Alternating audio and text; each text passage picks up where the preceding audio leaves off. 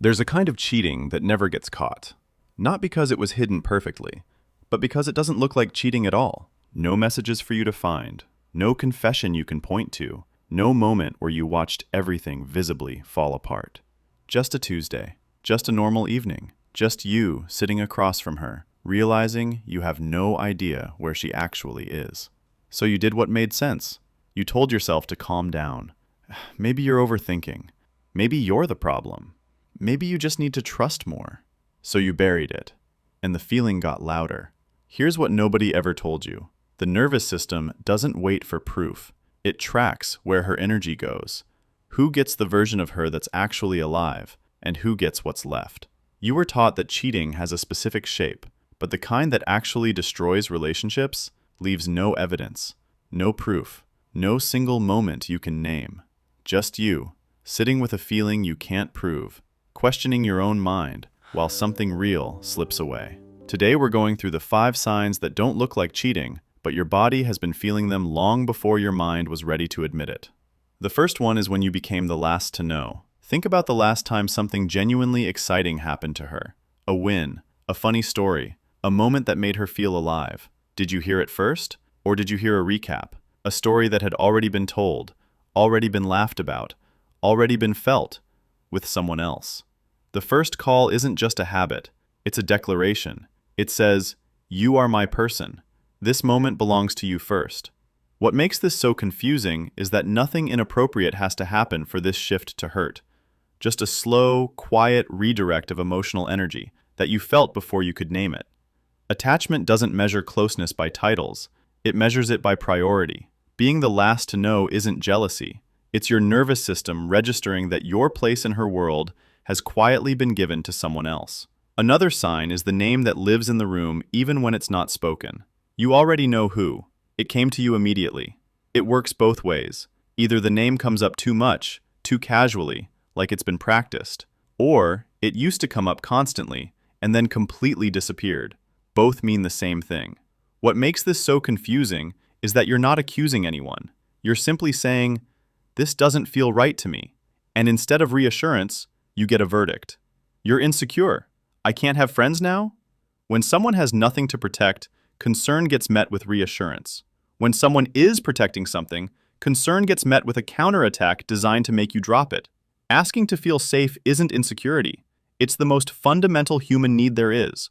A third sign shows up as a specific silence. She stopped bringing you her fear, not her day, her actual fear, the 2 a.m. kind, the kind where something is wrong and she needs someone to just sit with her in it.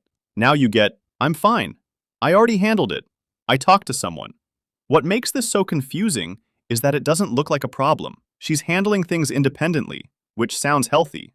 But people don't share their real fear with just anyone. They share it with whoever they feel safest with. When she stops bringing you her fear, she didn't just become more independent. She found somewhere safer to be afraid. That absence, that specific silence where her vulnerability used to live, is louder than anything she could have said out loud. Another sign is when the relationship is still running, but nobody is home.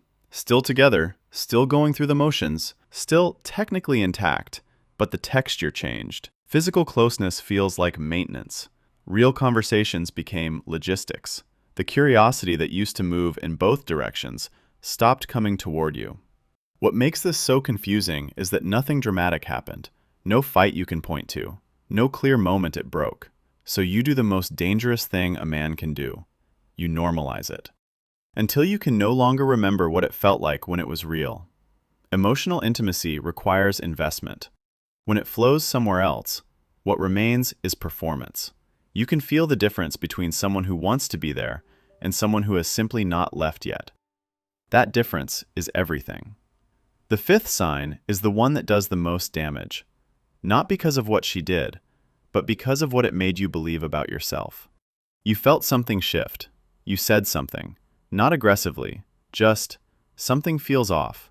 I don't feel chosen anymore." And instead of being heard, your concern became evidence against you. You're so insecure. Maybe if you weren't like this, things would be better. And slowly, you started to agree. You stopped bringing things up, started swallowing what deserved to be said, started performing calm while something real died underneath it. Here's what that process actually is.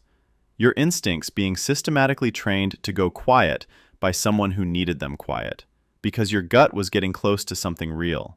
And the fastest way to stop someone from finding the truth is to make them doubt the instrument they're using to find it. Your gut feeling is not insecurity. It is precise, accumulated data built to detect exactly this. This isn't you being crazy. This is your gut, having been right the entire time. Here's the reframe that matters. Cheating isn't only about where the body goes. It's about loyalty, transparency, and emotional safety. When someone consistently invests their energy, their first calls, their real fear, somewhere other than you, without telling you, without giving you the chance to respond, that is a choice, made repeatedly, in the direction of someone else. No confession required, no proof required. Because sometimes nothing officially happens, and yet everything changes. And the most important thing a man can do is stop arguing with what he already knows and start deciding what kind of relationship he's actually willing to accept. If this video said something you've needed to hear for a long time, subscribe.